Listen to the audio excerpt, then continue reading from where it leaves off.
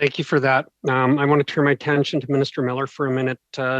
Minister, you and I have had a number of conversations about a project in northern Saskatchewan that we've been trying to have some success on. This is a once-in-a-lifetime opportunity.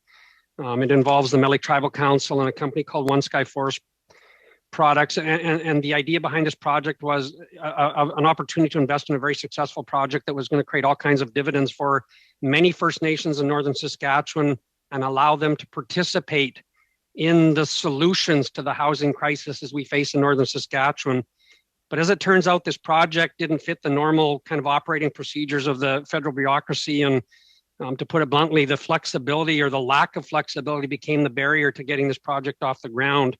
I'm just curious if you could respond to how do we justify to these northern communities when they want to be part of the solution and we can't get these projects across the line to allow them to participate in being part of that solution?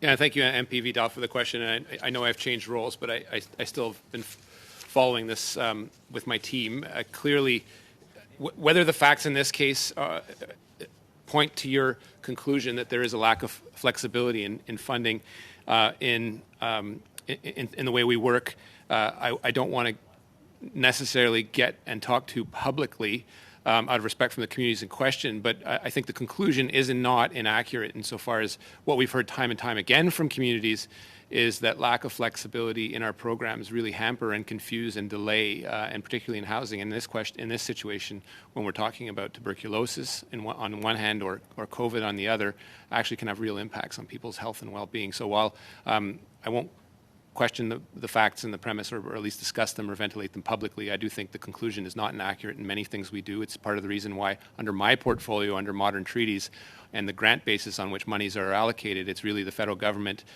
works, co-develops, and then gets the heck out of the way. Mr. Vidal, you have about 10 seconds. So really quickly then, would you agree, Minister, then, though, that we need to find opportunities for these communities to invest in projects where they can be part of the solution rather than relying strictly on government programs? Yeah, and again, it depends on what issue we're really tackling. Whether it's issues of inequity, it's really underfunding by the federal government or other institutions that's created that. There's one approach, and then economic development, which was very much the case in question that you were championing, and that's another approach that we need to take. And it's multifaceted and goes across a number of departments. But yes, I do agree with you on the principles.